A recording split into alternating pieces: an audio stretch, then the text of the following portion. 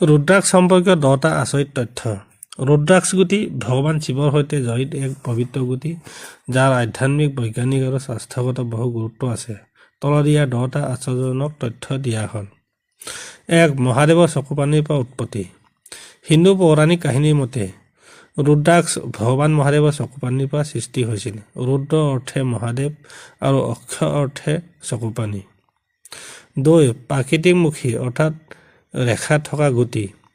ৰুদ্ৰাক্ষ গুটি প্ৰাকৃতিকভাৱে বিভিন্ন মুখী অৰ্থাৎ ৰেখাসহ দেখা যায়, যিয়ে ইয়াৰ বিশেষত্ব নিৰ্ধাৰণ কৰে। ইয়াৰ মুখীৰ সংখ্যা 1ৰ পৰা 21লৈ হ'ব পাৰে। 3. শক্তিশালী আধ্যাত্মিক আৰু জ্যোতিক শক্তি। ৰুদ্ৰাক্ষ গুটি ধাৰণ কৰা লোকে মানসিক শান্তি, আত্মবিশ্বাস আৰু ধন সম্পত্তিৰ আশীৰ্বাদ পায় বুলি বিশ্বাস কৰা হয়। 4. হৃদয় আৰু ৰক্তচাপ নিয়ন্ত্ৰণ কৰে। বৈজ্ঞানিকভাৱে প্ৰমাণিত যে ৰুদ্ৰাক্ষ গুটিয়ে হৃদস্পন্দন আৰু ৰক্তচাপ নিয়ন্ত্ৰণ কৰাত সহায় কৰে। 5. ইলেক্ট্ৰমেগনেটিক গুণ আছে।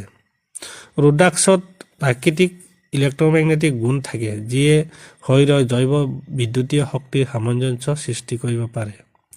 6. কৰ্মফলৰ পৰা মুক্তিৰ সহায়ক।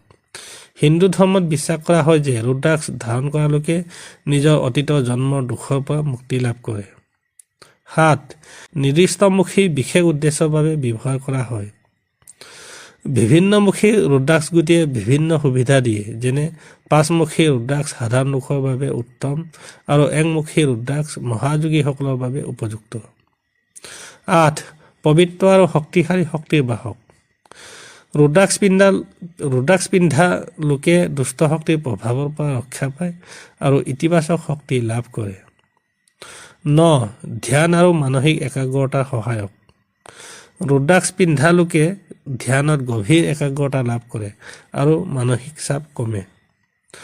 10. বিভিন্ন মণিৰ লগত পৰিৱৰ্তনশীল শক্তি সৃষ্টি কৰে। ৰুদ্ৰাক্ষ সঠিক ধাতু বা মণিৰ লগত ধাৰণ কৰিলে আৰু অধিক শক্তিশালী হয় আৰু বিশেষ ফল দিয়ে। শেষৰ কথা, ৰুদ্ৰাক্ষ কেৱল আধ্যাত্মিক গুটি মাত্ৰ নহয়, ই বিজ্ঞান আৰু মানসিক স্বাস্থ্যৰ ক্ষেত্ৰতো যথেষ্ট গুৰুত্বপূৰ্ণ।